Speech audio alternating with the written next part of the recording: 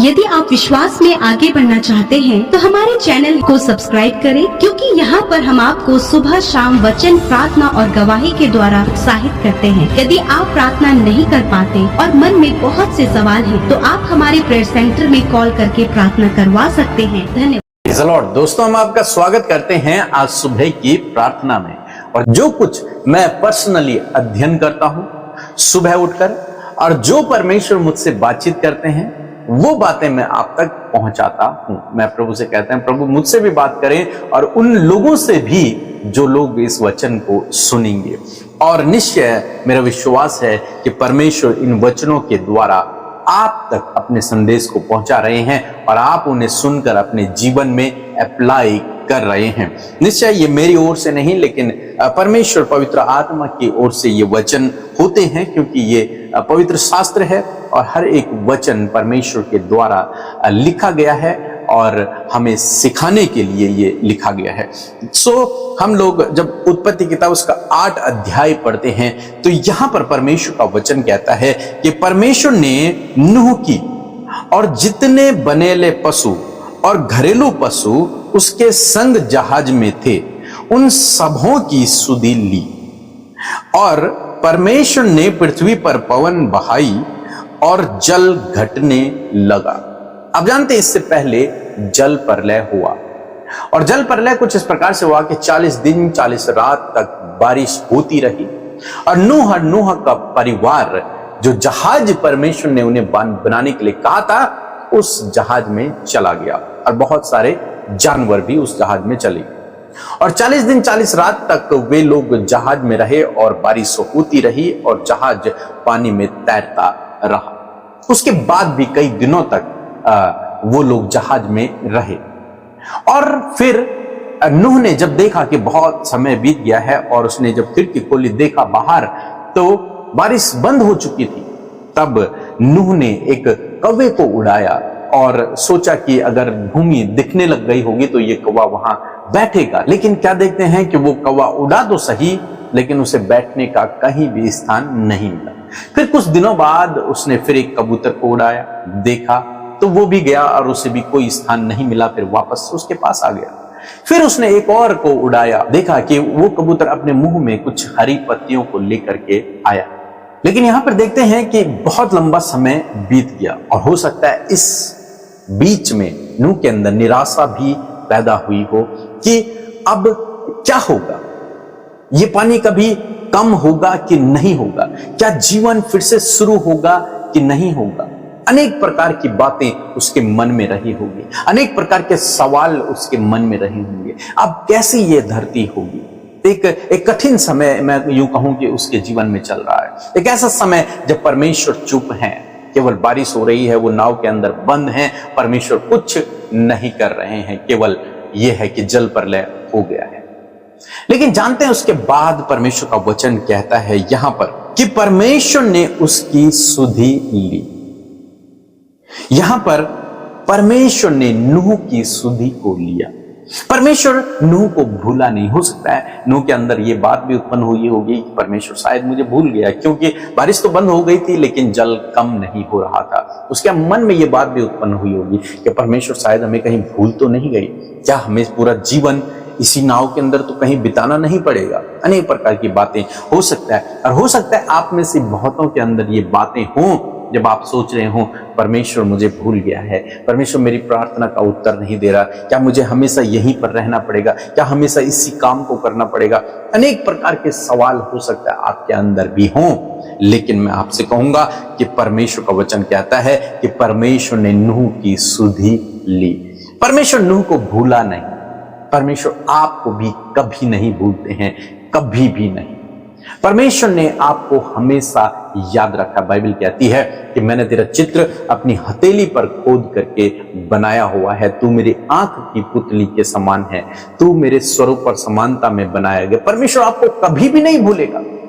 आपको लग रहा है कि शायद परमेश्वर मुझे भूल गया क्योंकि समय ज्यादा हो गया, परिस्थितियां विपरीत हैं, कब परमेश्वर मुझे इस परिस्थिति से बाहर निकालेगा, कब परमेश्वर मुझे इस बीमारी से बाहर निकालेगा, कब मैं इस दुख से बाहर निकलूंगा। इस प्रकार की बातें आपके मन में हो सकती हैं, कब मेरी प्रार्थना का उत्तर आएगा। लेकिन मैं आपसे कहूंगा सही समय में, राइट टाइम में परमेश्वर आपकी सुधि लेंगे और वो सही समय आपके लिए बहुत बेस्ट होगा।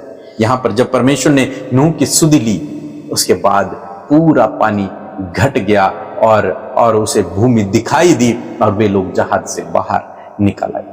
क्या होता अगर पानी होता और परमेश्वर उनके जहाज को खोल देते, मीन्स दरवाजा खोल देते, क्या होता? उन्हें बैठने के लिए, उन्हें उतरने के लिए कोई जगह ही नहीं मिलती। तो परमेश्वर ने कब सुधि ली? सही समय में। परमेश्वर आपकी भी सुधि सही समय में लेंगे। हालांकि हो सकता है आपको लग रहा हो ये मेरे लिए सही समय है, जैसे नूह को भी लग रहा होगा कि जब उसने कौवा उड़ाया होगा तो उसे लगा होगा ये सही समय होगा, फिर उसने बाद में कबूतर उड़ाया ये सही समय होगा, लेकिन नहीं, परमेश्वर का अलग एक समय है। और जब सही समय आया, लिखा है परमेश्वर ने उसकी सुधि ली। और जब उसकी सुधि ली तो क्या हुआ? जल अपने आप घट गया और वे लोग भूमि पर उतर आए। ऐसे ही प्रभु आपके जीवन में भी करेगा। यदि आप प्रभु पर भरोसा रखेंगे, प्रभु के पीछे चलते रहेंगे, तो निश्चय प्रभु सही समय में आपकी सुधि लेगा। वो रुके हुए काम परमेश्वर सही समय में बनाएगा। आपको उस दुख से, उस परेशानी से, परमेश्वर उस कर्ज से आपको सही समय में बाहर निकालेंगे। इसलिए बिल्कुल भी निराश ना होएं। आप परमेश्वर के जहाज के अंदर हैं और जब तक आप परमेश्वर के जहाज के अंदर हैं, आप सुरक्षित हैं, आपकी कोई हानि नहीं होगी। परमेश्वर के जहाज के अंदर होने का मतलब है जो व्यक्ति प्रभु पर विश्वास कर रहा है। जिस व्यक्ति ने प्रभु पर विश्वास कर लिया, वो उसके जहाज में बैठ चुका है, वो उसकी नाव में बैठ चुका है। अब आपको केवल प्रार्थना करना है और परमेश्वर सही समय में उस दरवाजे को आपके लिए खोल देंगे। और जब परमेश्वर सही समय में उस दरवाजे को खोलेंगे तो आपकी परिस्थितियां बिल्कुल बदल जाएंगी। परमेश्वर आपके जीवन में अद्भुत काम को करेगा। सो प्रभु आपको इस वचन के द्वारा बहुत आशीष दे। आमीन। Praise the Lord. इस सुंदर सी सुबह में आप सब भाई बहनों का हम स्वागत करते हैं। जितने भी लोगों ने आज प्रभु के वचन को सुना है, मैं आपको उत्साहित करना चाहती हूँ कि परमेश्वर आप सबकी सुधि लेने वाले हैं। परमेश्वर आप सबकी सहायता करने वाले हैं। सो आइए हम सब मिलकर आज की सुबह में प्रभु के सामने अपनी विनतियों को रखें, अपनी समस्याओं को रखें, ताकि यीशु आपकी और हमारी सुधि ले सके। सो आइए हम सब मिलकर प्रार्थना करें। धन्यवाद धन्यवाद धन्यवाद करते हैं स्वर्ग में विराजमान अति पवित्र महान सामर्थ्य पिता, हम आपका आदर सम्मान और आपकी तारीफ करते हैं। प्रभु यीशु धन्यवाद आपके इस सुंदर समय के लिए जो तूने हम में से प्रत्येक जन को दिया पिता। रात भर संभाला प्रभु, आज का नया दिन हमारे जीवनों में जोड़ा है। आज हम जीवितों की पृथ्वी पर जीवित हैं यीशु, इस बात के लिए हम आपका धन्यवाद करते हैं। आपकी प्रशंसा, आपकी तारीफ, आपकी महिमा करते हैं प्रभु।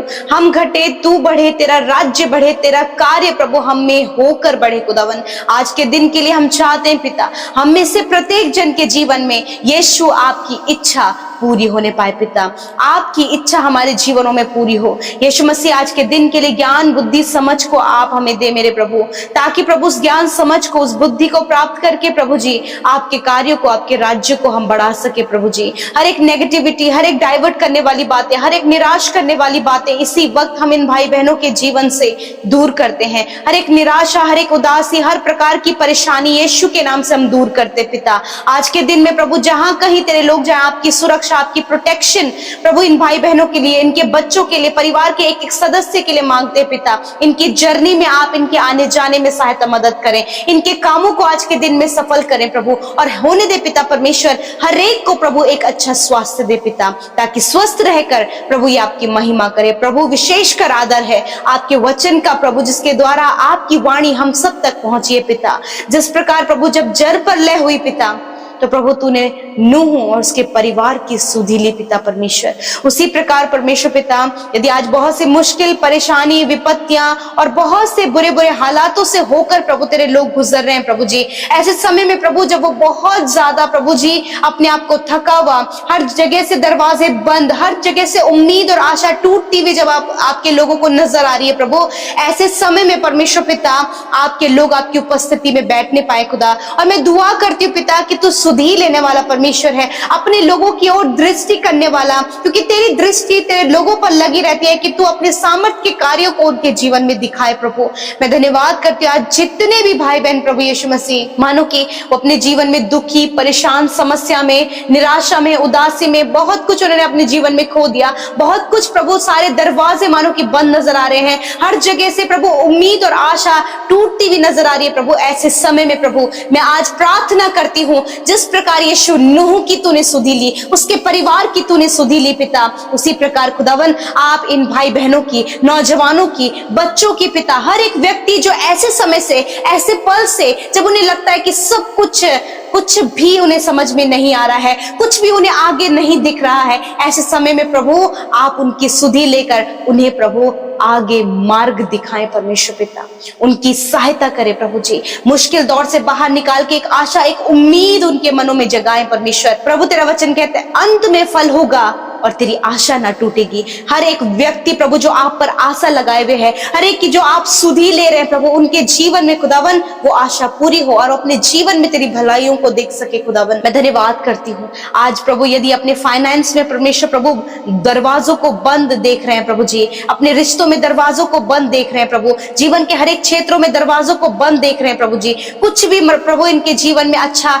और बेहतर नहीं हो रहा है, कोई भी उम्मीद और आशा नजर नहीं आ रही है प्रभु, ऐसे समय में प्रभु यीशु मसीह आप इनके लिए उपाय करें, आप इनकी सुधि लें, आप इनकी सहायता करें। धन्यवाद क्योंकि सहायता यहोवा की ओर से मिलती है प्रभु। मैं धन्यवाद करती हूँ प्यारे परमेश्वर। होने दे पिता इस समय प्रभु जी, जब लोग बीमार है, शारीरिक रूप से कमजोर है, दर्द में है, तकलीफ में है, हॉस्पिटल में है, वेंटिलेटर में है प्रभु जी, उन्हें लगता है कि शायद इस बीमारी से ये कभी ठीक नहीं होंगे, ऐसा विचार जो इनके मन में चल रहा है, मृत्यु का विचार इनको आ रहा है, यीशु के नाम से मृत्यु का विचार, हर एक ठीक ना होने वाला गलत विचार यीशु के नाम से इसी वक्त हम इनके थॉट से डिस्ट्रॉय करते हैं और कहते हैं हर एक रोग, हर एक दुर्बलता, हर एक बीमारी इसी वक्त इन भाई बहनों के शरीर से, छोटे बच्चों के, नौजवानों के, वेंटिलेटर आईसीयू में पड़े हुए हर एक व्यक्ति के जीवन से निकल कर चली जाए। जिस प्रकार तेरे तो लोगों की सुधि लेता है प्रभु, तेरा वचन कहता है कि विश्वास की प्रार्थना के द्वारा रोगी बच जाएगा और प्रभु यीशु मसीह उसे उठाकर खड़ा करेगा। इसी समय जो रोगी हैं, दर्द में है, अपने हाथ पैरों को नहीं हिला पा रहे हैं, नसों में प्रॉब्लम है, पैरों में सूजन है, आंतों में प्रॉब्लम है, स्टमक में प्रॉब्लम है,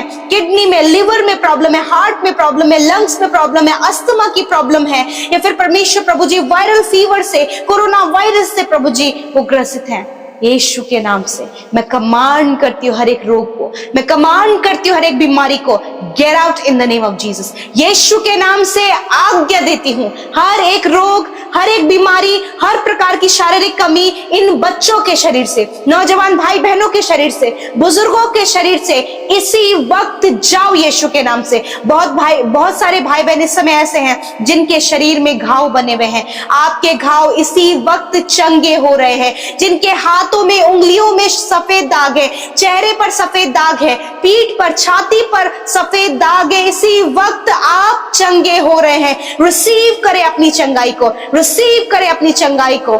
थैंक यू फादर, क्योंकि तू इन भाई बहनों की सुधि ले रहा है परमेश्वर, जिनकी जांघ में मेरे खुदावन एक बहुत बड़ी गांठ बनी हुई है, इसी वक्त परमेश्वर आपको चंगा कर रहा है। Thank you Jesus, thank you Jesus. धन्यवाद करते प्यारे परमेश्वर पिता, मेरे खुदावन सिस्टर बिमला जिन्हें ब्लड कैंसर है, यीशु मसीह आपको चंगा कर रहा है, इसी वक्त अपनी चंगाई को ग्रहण करें, विश्वास करें क्योंकि यीशु के कोड़े खाने से आप चंगी हो गई हैं, इसी वक्त अपनी चंगाई को रिसीव करें।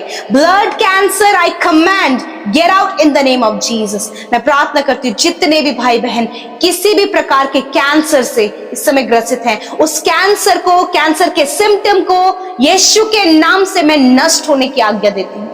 प्रभु जिनके सिर में ट्यूमर है, यीशु के नाम से उस ट्यूमर को नष्ट होने की आज्ञा देते हैं, गुप्त रोग की बीमारी को नष्ट होने की आज्ञा देते हैं प्रभु, स्किन प्रॉब्लम को नष्ट होने की आज्ञा देते हैं प्रभु। मैं धन्यवाद करती हूँ प्रभु जिनके नेक में प्रॉब्लम है, स्लिप डिस्क की प्रॉब्लम है, सर्वाइकल की प्रॉब्लम है, अर्थराइटिस की प्रॉब्लम है, इसी वक्त आप इस प्रॉब्लम से आजाद हो रहे हैं। शुगर, बीपी, थायराइड, इससे आप आजाद हो रहे हैं यीशु के नाम से। थैंक यू फादर, क्योंकि तू अपने लोगों की सुधि लेता है पिता। जितने लोग अपने जमीन के काम को लेकर बहुत परेशान है खुदावन, यीशु के नाम से हम प्रार्थना करते हैं खुदा आप उनकी सुधि लेकर उन्हें इस प्रॉब्लम से बाहर निकालें। खुदा जब इनके विरोध में बहुत सारे लोग उठ खड़े हुए हैं, खुदा आप इनके पक्ष में आप इनकी सुधि लें। इस समय बहुत से रिश्ते टूटने की कगार पे हैं, परमेश्वर आपकी सुधि ले रहा है। आपके रिश्ते यीशु नासरी के नाम से बने रहे इन the name of Jesus. Father Lord, जितने भी भाई बहनों का आज के दिन में जन्मदिन है, मैं उनके लिए प्रभु तेरे वचन की घोषणा करती हूँ। तेरे वचन के द्वारा उन्हें आशीष देती हूँ पिता, कि जो कार्य प्रभु तूने उनके अंदर आरंभ किया है, शुरू किया है, यीशु मसीह अपने दूसरे आगमन तक उस कार्य को इनके जीवन में कंप्लीट करे।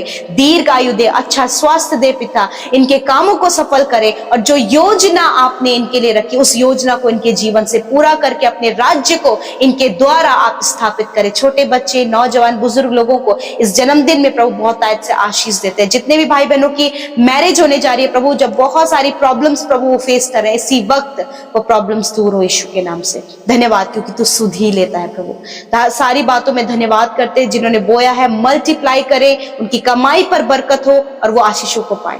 धन्यवाद के साथ प्रार्थना यीशु के नाम से मांगते हैं, सुने और ग्रहण करें। आमीन, आमीन और आमीन।